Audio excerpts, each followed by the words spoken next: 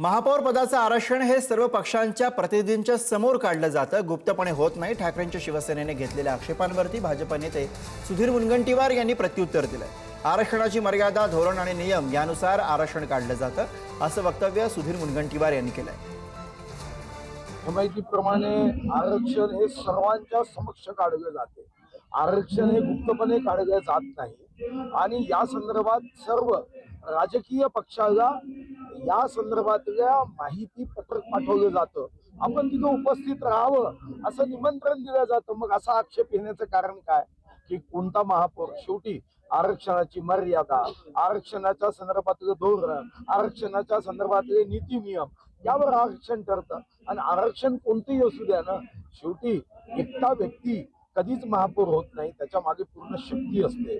चंद्रपूरमध्ये एक आमची फक्त लाडकी बहीण महापौर होणार नाही, त्याच्या मागे आम्ही सर्वजण